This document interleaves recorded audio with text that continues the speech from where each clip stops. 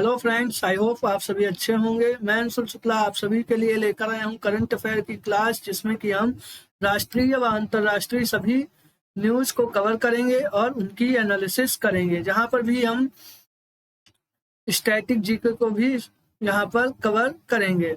और साथ ही जो प्रीवियस इंपॉर्टेंट स्कीम्स होती हैं, जो सेंट्रल गवर्नमेंट और स्टेट गवर्नमेंट के द्वारा लॉन्च की गई होती हैं, उनके बारे में भी जानेंगे, जो कि हमारे लिए लाभकारी होती हैं। आइए चलते हैं हमारे सेशन की तरफ। आज पहली न्यूज जो कि आपके सामने है, हाल ही में हिंदी दिवस, इसको किस दिन मनाया गया है? तो नेशनल हिंदी दिवस जो है वह 14 सितंबर को मनाया जाता है। इसकी शुरुआत 1949 से की गई थी, क्योंकि इसी दिन हिंदी को राजभाषा के रूप में हमारे यहाँ पर इम्प्लीमेंट किया गया था या इसे लागू किया गया था। हिंदी के लिए जो हमारे संविधान में अनुच्छेद दिया हुआ है वह आर्टिकल नंबर 344 यानी 344 हो जाएगा। इसमें यह कहा गया है कि हिंदी जो है वह हमारी राजभाषा के रूप में स्वीकार की गई है। और इंटरनेशनल हिंदी डे यानी अंतर्राष्ट्रीय हिंदी दिवस 10 जनवरी को मनाया जाता है।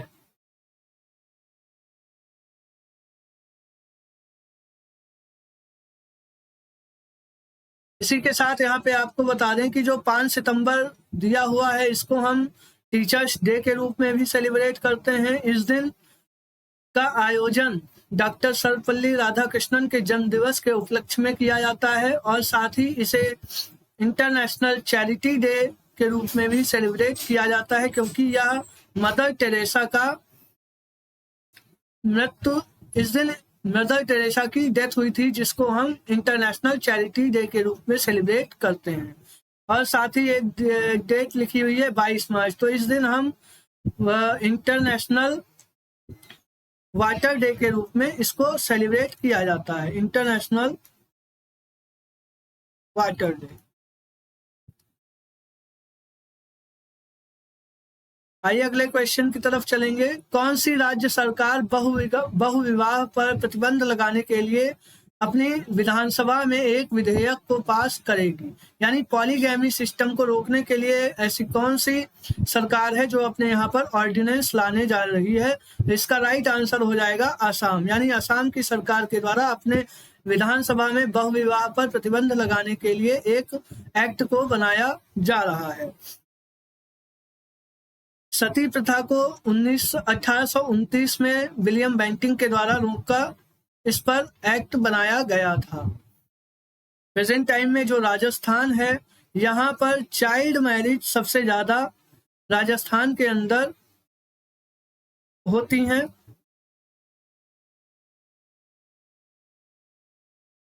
चाइल्ड मैरिज जो है वह सबसे ज्यादा आज के समय में भी राजस्थान के अंदर होती हैं। और चाइल्ड मैरिज फ्री जो डिस्ट्रिक्ट है वह उड़ीसा का गंजम डिस्ट्रिक्ट ऐसा है जो कि चाइल्ड मैरिज फ्री पूरी तरह से हो गया है।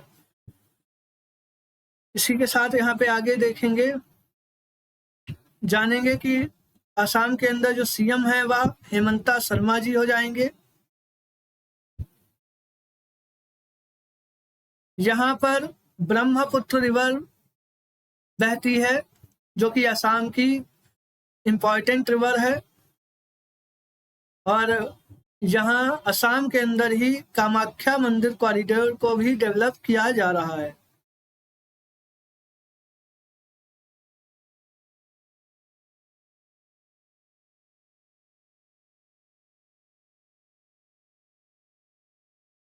कामाख्या मंदिर कॉरिडोर, इसको असम के अंदर बनाया जा रहा है। असम की जो कैपिटल हो जाएगी वह दिसपुर रहेगी। गुवाहाटी के अंदर थर्ड खेलो इंडिया यूनिवर्सिटी गेम्स का आयोजन किया। थर्ड खेलो इंडिया गेम्स का आयोजन गुवाहाटी के अंदर किया गया था। असम के अंदर ही सिलहट सिलचर फेस्टिवल का आयोजन किया गया था। असम में कामाख्या देवी टेम्पल स्थित है, जो कि नीलचर की पहाड़ियों पर स्थित है। यहाँ पर यानी कामाख्या मंदिर के पास ही अंबुबाची फेस्टिवल, अंबुबाची मेले का आयोजन किया जाता है।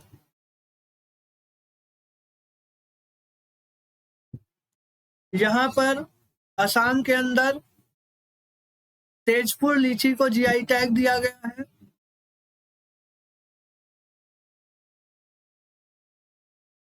और यहीं पे जुडीमा राइस को भी जीआई टैग मिला हुआ है। काजीरंगा नेशनल पार्क भी असम के अंदर स्थित है।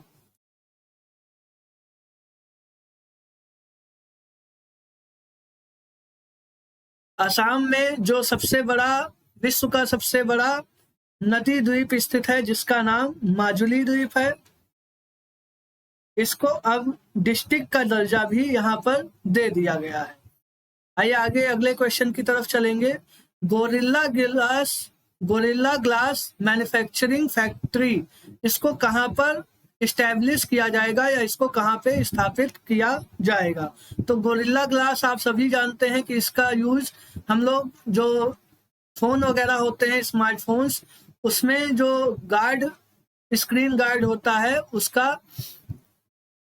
उसकी जगह पे इसको यूज किया जाता है। यानी जो स्मार्टफोन्स का गार्ड्स होता है वह एक गोरिल्ला ग्लास जो होता है वह, उसकी जो फैक्ट्री यहाँ पर बनाई जा रही है वह कहाँ पर बनाई जा रही है? तो इसको तेलंगाना के हैदराबाद के अंदर स्थापित किया जा रहा है इस फैक्ट्री को, जो कि गोरिल्ला ग्लास का निर्माण करेगी। इस फैक्ट्री, यह जो फैक्ट्री है इसका हेडक्वार्टर अमेरिका के अंदर स्थित है। तेलंगाना की कैपिटल हैदराबाद के अंदर इस फैक्ट्री को लगाया जा रहा है। हैदराबाद को वैक्सीन सिटी और ट्री सिटी के नाम से जाना जाता है। वैक्सीन सिटी इसको इसलिए कहते हैं क्योंकि यहाँ पर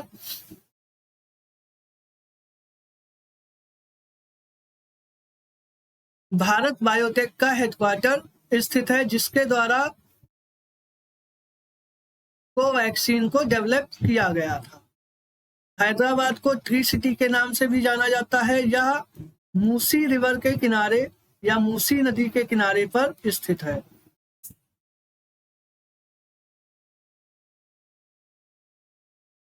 तेलंगाना को 29वें राज्य के रूप में आंध्र प्रदेश से अलग करके 2 जून 2014 को स्थापित किया गया था। इसको 29वें राज्य के रूप में भारत के बनाया गया था और इसको आंध्र प्रदेश से अलग किया गया था।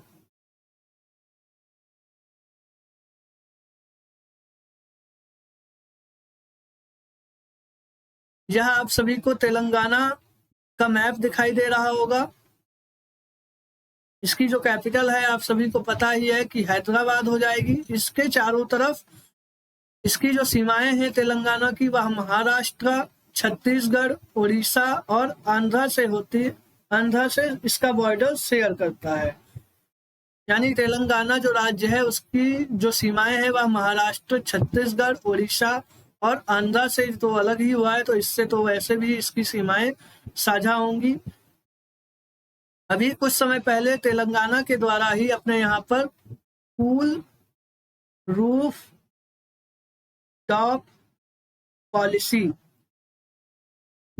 इसको लॉन्च किया गया था। इसी के साथ से यहाँ पर बता दें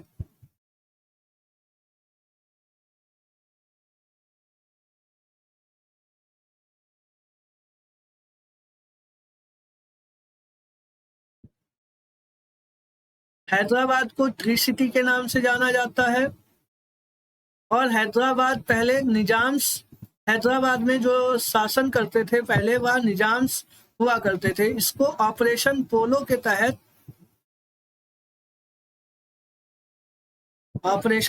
के तहत सरदार वल्लभ भाई पटेल जी के द्वारा इसको आजाद कराकर भारत में इसका विलय कराया गया था।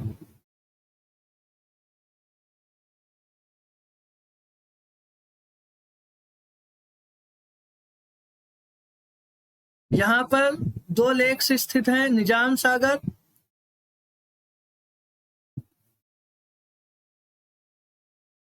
और हुसैन सागर, ये दोनों यहाँ पर झीलें स्थित हैं। इसकी जो कैपिटल हैदराबाद हो जाएगी और वह मूसी रिवर के किनारे पर स्थित है। आइए अगले क्वेश्चन की तरफ चलेंगे। किस राज्य के मुख्यमंत्री ने अपने यहाँ पर प्रत्येक मंगलवार को कार फ्री डे घोषित किया है, यानी इस दिन यहाँ पर जितने भी गवर्नमेंट ऑफिशियल्स हो जाएंगे वह कार का यूज नहीं करेंगे। तो यह योजना कहाँ पर आई है? इसको हरियाणा के अंदर लागू किया गया है, यानी प्रत्येक मंगलवार को यहाँ पर जितने भी गवर्नमेंट ऑफिशियल्स होंगे वो पब्लिक ट्रांसपोर्ट का यूज कर सकते हैं, साइकिल का यूज कर सकते हैं, पैदल आ जा सकते हैं, लेकिन यहाँ पर अपनी कारों का यूज प्रत्येक मंगलवार को यहाँ पर नहीं करना होगा। यानी यहाँ पर उसको कार फ्री डे के नाम से अब इसको लागू किया गया है। तो हरियाणा के मुख्यमंत्री कौन हो जाएंगे? या मनोहर लाल खट्टर जी होंगे, इन्होंने ही इसको इम्प्लीमेंट किया है। इसकी कैपिटल चंडीगढ़ होगी। चंडीगढ़ जो है वह पंजाब और हरियाणा दोनों की ही कैपिटल हो जाएगी। चंडीगढ़ एयरपोर्ट का नाम अब बदलकर शहीद भगत सिंह जी के नाम पर कर दिया गया है। हरियाणा को 1966 में पंजाब से अलग करके हिंदी भाषी क्षेत्र के रूप में हरियाणा को राज्य का दर्जा दिया गया था।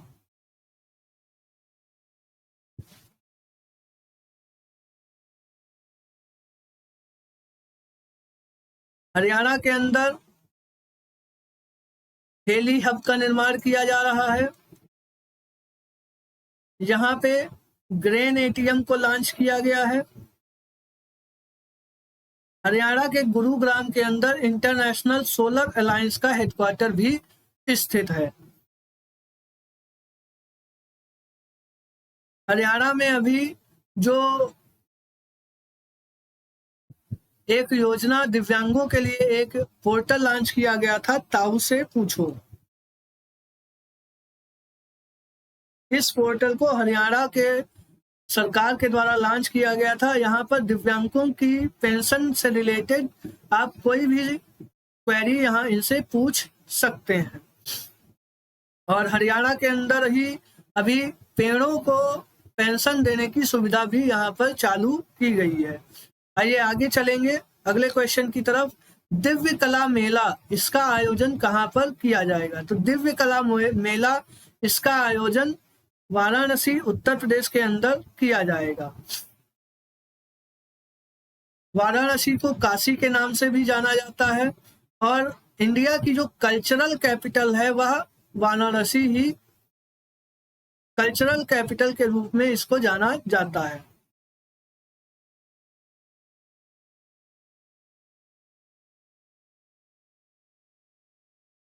इसको टेंट सिटी के नाम से भी जानते हैं।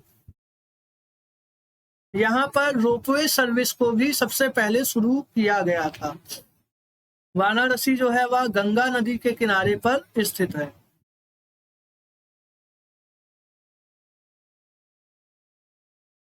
यहाँ पे काशी कॉरिडोर को भी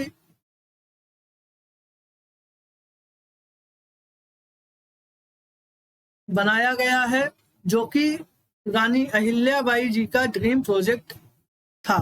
इसी के साथ बता दें कि सोनपुर में बिहार के अंदर स्थित है। यहाँ पर विश्व का सबसे बड़ा कैटल फेयर होता है। कश्मीर के अंदर खीर भवानी मेले का आयोजन किया जाता है। नासिक, यहाँ पर कुंभ मेले का आयोजन किया जाता है। कुंभ मेले का आयोजन 4 जगह पर होता है, उनमें से एक नासिक भी है।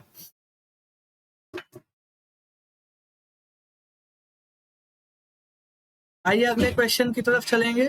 भारत ने किस देश से सौर ऊर्जा का आयात 60% तक कम कर दिया है? तो इसका राइट आंसर हो जाएगा चाइना। यानी सोलर एनर्जी का जो इंपोर्ट चाइना पर हम डिपेंड थे, उसको इंडिया के द्वारा अब 76% तक कम कर दिया गया है, क्योंकि इंडिया ने अपने यहाँ पर कई सारे ऐसे प्रोजेक्ट्स को इम्प्लीमेंट किया है या चलाया है, जिससे हम सोलर एनर्जी को अपने ही देश में काफी हद तक प्रोड्यूस कर रहे हैं।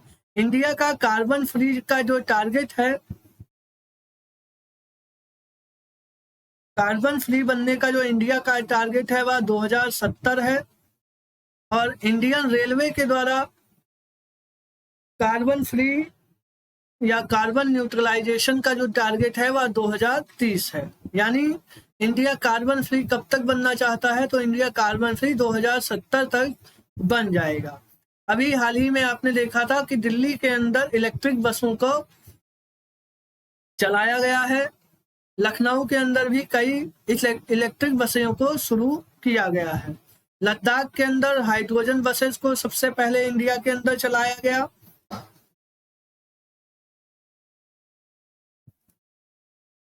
और उसके बाद हाइड्रोजन बसेस को दिल्ली के अंदर भी चलाया गया है।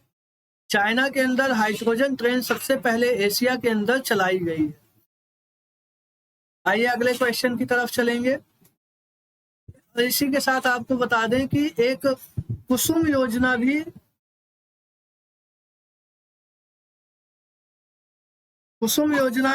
भारत सरकार के द्वारा चलाई जाती है, जिसमें कि सोलर प्लांट्स, खेतों के अंदर जो पंप वगैरह हैं उसको चलाने के लिए सब्सिडी दी जाती है, उसको लगवाने के लिए किसानों को सब्सिडी दी जाती है। आइए अगले क्वेश्चन की तरफ देखेंगे। किस राज्य के मुख्यमंत्री के द्वारा गृह आधार योजना शुरू की गई है? तो गृह आधार योजना गोवा के मुख्यमंत्री के द्वारा चालू की गई है। यहाँ के जो मुख्यमंत्री हैं वह प्रमोद सावंत जी होंगे।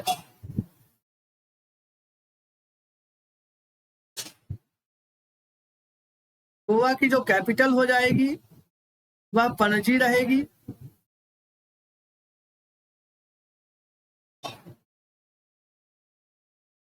यहाँ का जो लैंग्वेज, ऑफिशियल लैंग्वेज है वह कोंकणी लैंग्वेज है।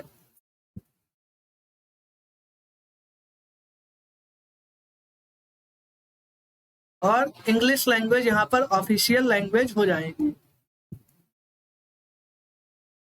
गोवा का जो कोस्टल एरिया है या तटीय क्षेत्र है उसको भी कोंकण तट के नाम से जाना जाता है। गोवा के अंदर अभी मोदी जी के द्वारा मोपा एयरपोर्ट को लॉन्च किया गया था, यानी मनोहर पारिकर जी के नाम पर यहाँ का जो एयरपोर्ट है उसको नाम दिया गया है। यहाँ पर गोवा के अंदर साओ जाओ फेस्टिवल का आयोजन किया जाता है।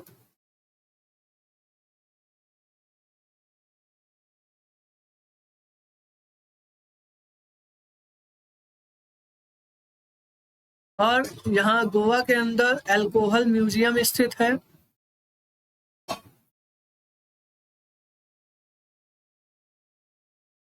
गोवा को ऑपरेशन विजय के तहत पुर्तगालियों से छुड़ाया गया था और इसको 1987 में स्टेट का दर्जा दिया गया है। यहाँ की कैपिटल बता ही दी आपको। इसी के साथ आपको बता दें कि जो अब 37 नंबर के जो नेशनल गेम्स हैं वह उसका आयोजन गोवा के अंदर इस बार किया जाएगा। 36 नंबर के जो नेशनल गेम्स थे वह गुजरात के अंदर खेले गए थे। आइए अगले क्वेश्चन की तरफ चलेंगे। किस राज्य सरकार ने गिग वर्कर्स के लिए 4 लाख यानी 4 लाख तक का बीमा कवर शुरू किया गया है? तो इसका राइट आंसर हो जाएगा कर्नाटका गवर्नमेंट। कर्नाटक की सरकार के द्वारा गिग वर्कर्स के लिए 4 लाख तक बीमा कवर दिया जाएगा। गिग वर्कर्स क्या होते हैं? ये जो लोग जोमेटो या स्विगी या फिर जो हमारे ऑनलाइन ऑर्डर्स के लिए जो लोग काम करते हैं उनको गिग वर्कर्स कहा जाता है। ऑनलाइन प्लेटफॉर्म के लिए जो भी कार्य करते हैं या सर्विस देते हैं उन्हें हम गिग वर्कर्स कहते हैं। अभी कुछ समय पहले राजस्थान की सरकार के द्वारा गिग वर्कर्स के लिए एक एक्ट को भी अपने यहाँ पर पारित किया गया है, उनकी सेफ्टी के लिए। इसको राजस्थान के अंदर लागू किया गया था या पारित किया गया था। कर्नाटक के अंदर अभी हाल ही में नए सीएम बने हैं जो कि सिद्धारमैया जी हो जाएंगे।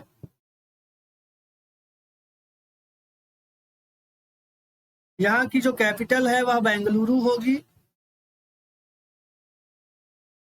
बेंगलुरु को केम्पागौड़ा जी के द्वारा स्थापित किया गया था, इसको बसाया गया था। बेंगलुरु एयरपोर्ट पर नरेंद्र मोदी जी के द्वारा केम्पागौड़ा जी की जो प्रतिमा है उसका अनावरण किया गया था। बेंगलुरु को स्पेस सिटी के नाम से जानते हैं और इसे गार्डन सिटी के नाम से भी जाना जाता है। बेंगलुरु के अंदर ही इसरो का हेडक्वार्टर स्थित है। इसको सिलिकॉन वैली के नाम से भी बेंगलुरु को जाना जाता है। इंडिया की सिलिकॉन वैली।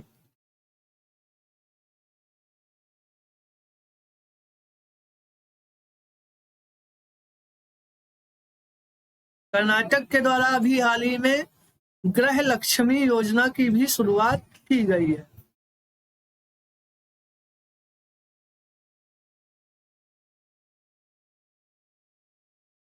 आइए अगले क्वेश्चन की तरफ चलेंगे। किस राज्य सरकार ने फुटबॉल के विकास के लिए स्पेन की ला लीगा के साथ एक समझौते पर हस्ताक्षर किए हैं? तो फुटबॉल को और भी ज्यादा डेवलप करने के लिए या इसको प्रमोट करने के लिए वेस्ट बंगाल की सरकार के द्वारा स्पेन के एक क्लब के साथ टाई अप या समझौता किया गया है। अभी कुछ समय पहले आप सभी ने देखा था कि ओडिशा के अंदर football for all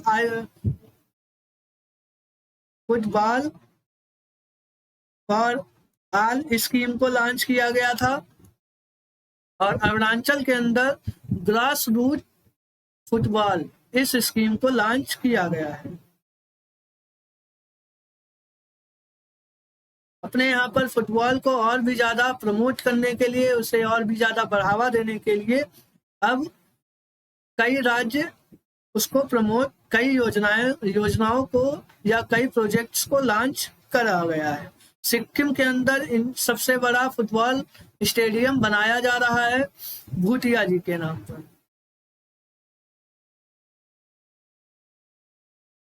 Bhutia tribe कहाँ पर रहती है? भूटिया ट्राइब सिक्किम के अंदर ही रहती है। वेस्ट बंगाल इसकी जो कैपिटल हो जाएगी वह कोलकाता रहेगी। वेस्ट बंगाल के अंदर खेला होवे दिवस का आयोजन 16 अगस्त को किया जाता है।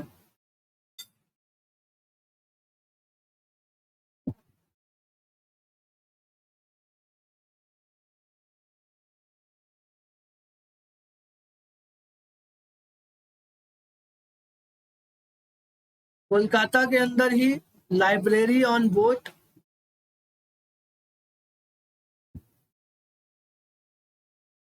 इसको लॉन्च किया गया था, जहां पर वर्ल्ड का सबसे बड़ा सोलर ट्री भी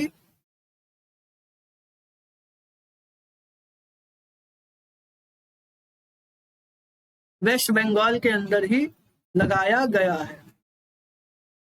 यहाँ पर पालकी एम्बुलेंस को लॉन्च किया गया था।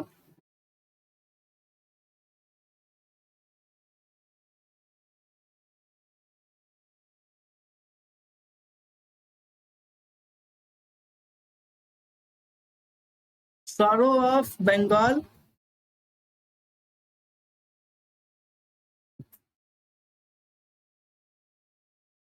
हुगली रिवर को कहा जाता है।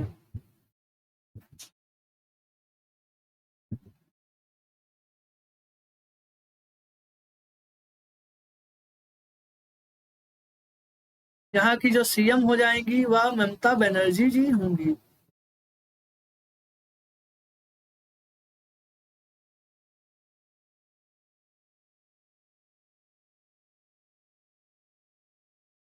चलिए, यहाँ था हमारा आज का सेशन। आई होप आप सभी को अच्छा लगा होगा। आप हमारे यूट्यूब चैनल को ज्यादा से ज्यादा सब्सक्राइब कीजिए और शेयर कीजिए। Thank you.